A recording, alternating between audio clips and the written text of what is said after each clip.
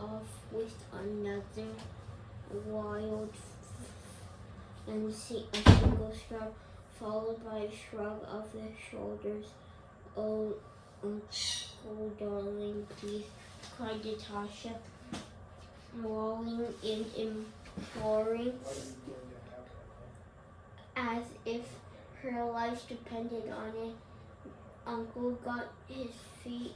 Suddenly it was companion to the sombre smile, while merry companion himself started on the simple but precise business of running through the steps of a folk dance.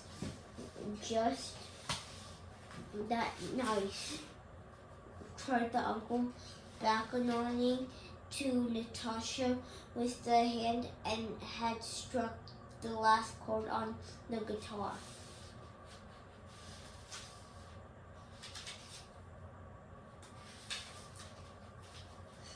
Off you go and see him. He's asking for your hand, said the Countess coldly and saying to Natasha, go on, off you go. Her mother murmured with a mixture of sadness and disapproval. She gave a deep sigh as her daughter ran off. Natasha had no recollection of entering the drawing room. As she came and caught sight of him, she stopped short. This stranger, has he suddenly become everything to me? She asked herself, and her answer was insidious. Yes, he has. He is a long dearer to me than anything in this world.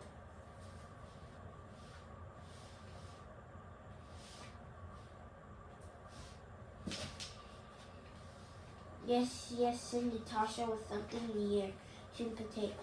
She gave a deep sigh and another, and the sighs came faster and faster till she burst into tears. What is there anything wrong? Oh, I'm so happy, she answered, smiling through her tears.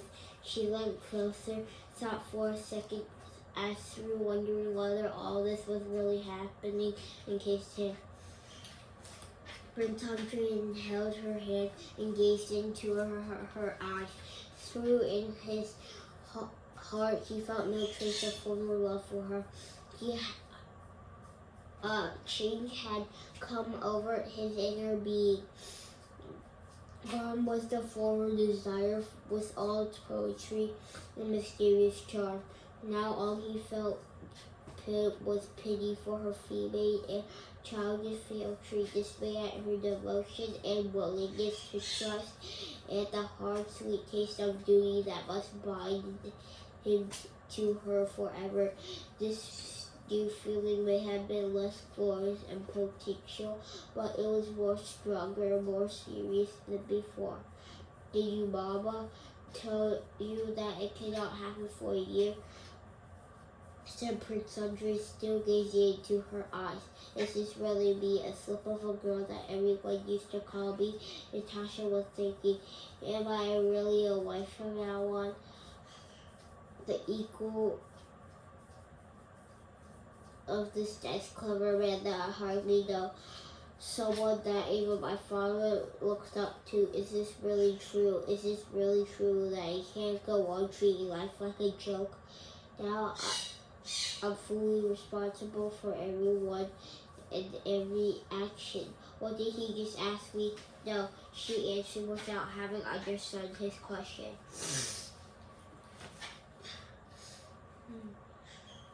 Please forgive me, said Prince Andre.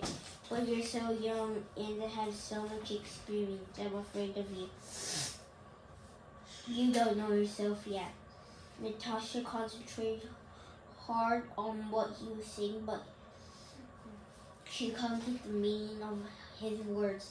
Hard as that year will be for me, delaying my happiness, continued Prince Andre. You'll use that time the unhappy man in a year's time. But you are free. We shall keep our engagement secret, and if you were to find out you don't really love me or you fell in love with, why are you saying all of this? Said Natasha, interrupted. You know I've loved you since the first day you came to Trano, she said, certain she was telling the truth. In a year you'll learn about yourself. A whole year, Natasha bursted out, realizing for the first time that the wedding was to be delayed for a year. But why wait a year? Prince Andrei began to explain the reasons for the delay, but Natasha wasn't listening. Is there no other way? She asked Prince Andrei. She said nothing in reply, but the impossibility of changing this decision was written on his face. Oh, that's awful. It's absolutely awful, Natasha cried, suddenly breaking into sobs again. I'll die if I have to wait a year. It's impossible. It's awful. She glanced at the face of the husband-to-be and saw his look of bewilderment and deep sympathy. No, it's all right. I'll do anything, she said, suddenly in control of her tears. I'm so happy.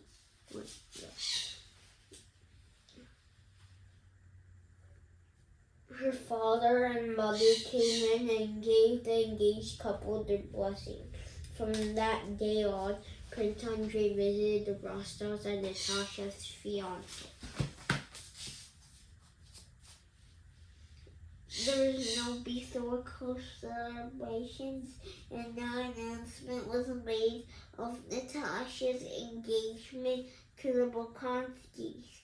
Prince Andrei insisted that he said too that she was responsible for postponing the wedding. He ought to bear the whole burden of it. He said, although he was bound forever by his word, he did not want to bind Natasha, and he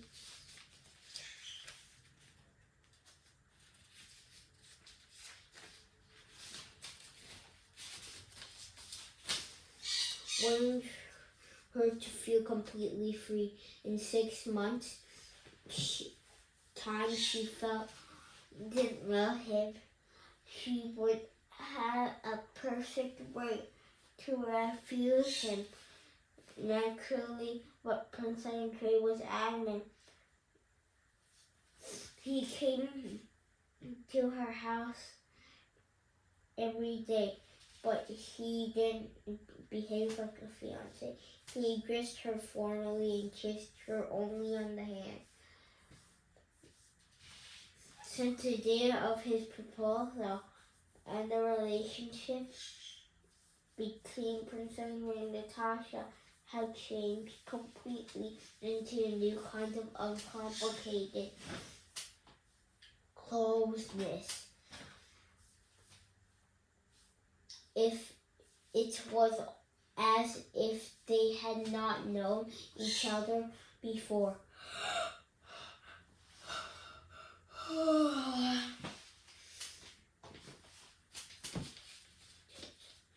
He could talk to the Count about estate management, to the Countess about Natasha and clothes, and to Sonia about albums and embroidery.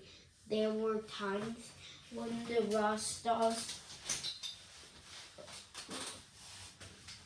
were doing something differently, and if they were, then they would go back to the old way of living with Prince Andrei.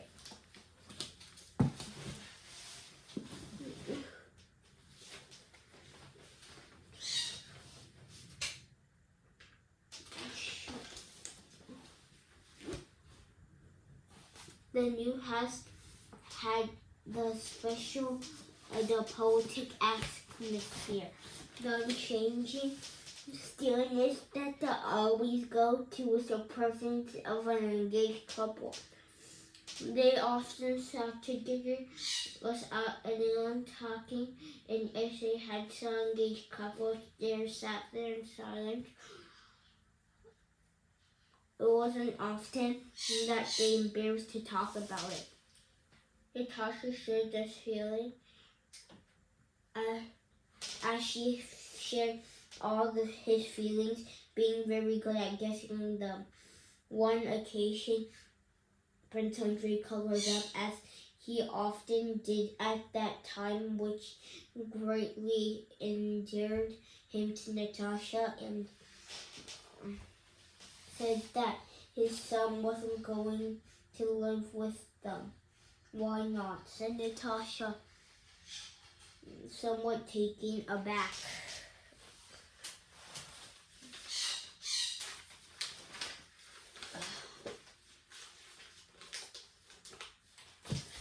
Is justice anyway?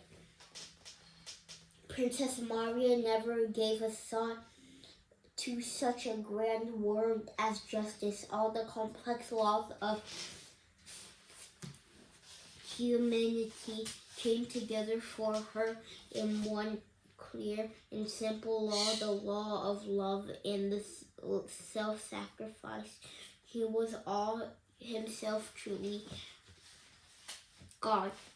Others people, justice or injustice was that any concern of hers were to suffer and to love, and that she did. That winter, Prince Andrei had come back to Broad Hills of high spirits, gentle and in one clear and simple draw. The law of love and self-sacrifice laid down by him who had suffered in his love for all humanity.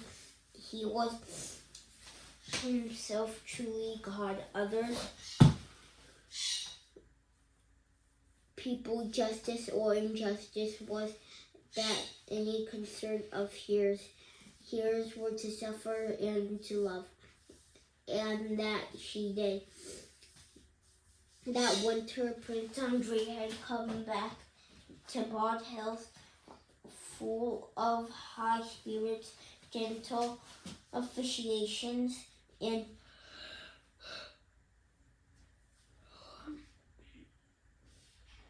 kind of brother Princess Maria, and not known for many years. She had strongly suspected that something must have happened to him, but he hadn't said nothing to his sister about falling in love before leaving. Prince Andrei had a long conversation with his father and Princess Maria. Noticed that were unhappy with each other, and when the time came to part, soon after, Prince Andrei, Princess Maria wrote a letter from Broad Hills to her friends in Petersburg, truly working Princess brother. She went currently the loss of a brother killed in Turkey.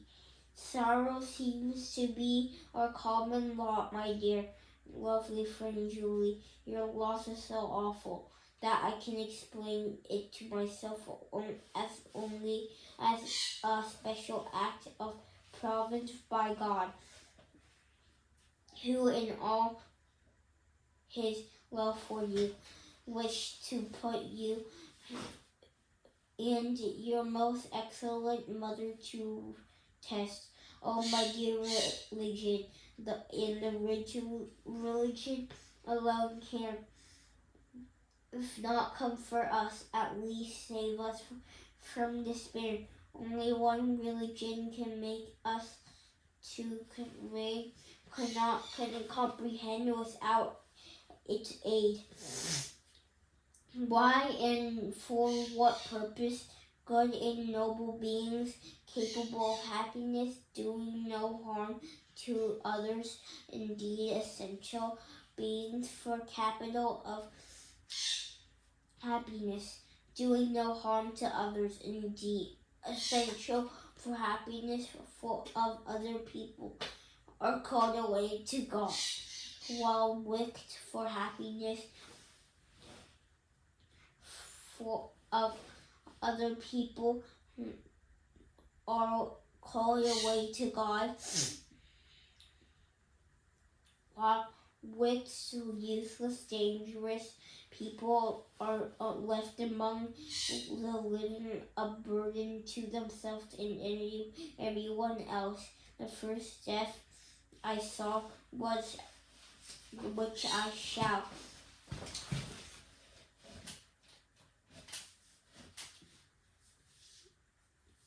Even I saw, which I shall never forget, the death of my dear sister-in-law. She left me with the slightest harm to anyone, and never was a noble brother to die an angel. I never forget the slightest harm to everyone. You know what, my dear friends, 5 years understand clearly why it was necessary for her to die, and how that every action often seems to perform all. She was too allergic, too innocent to have enough strength to perform all. She was too energetic and too innocent to have the strength to perform all. Hunt's servant was called, but bare feet padded along. Played the uncle, breaking off with another valid flourish and a single strum, followed by a shrug of the soldiers. "Oh, uncle darling, please," cried Natasha, bawling and imploring, as if her life depended on it. Uncle got on to his feet, and suddenly it was as if there was no two men in him, and first one trained his merry inner companion to subtly smiles, while the merry companion started on the simple caprice of running through the steps of a folk dance just about to begin. "Come on, my little niece," cried the uncle, beckoning to Natasha with the hand that had struck the last chord on the guitar. Natasha threw off the shawl she had been wrapped in, ran around in the front of her uncle, and stood there waiting on hands, hips rhythmically jiggling her shoulders. Here was a young countess, educated by a French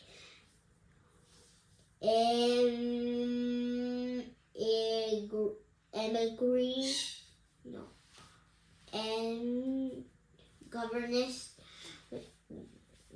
where had she had instilled the spirit of that the peasants dance along with the Russian air she breathed. In these moments, which the past the charcoal ought to squeeze out of her long ago, but her movements and the spirit of them were truly Russian.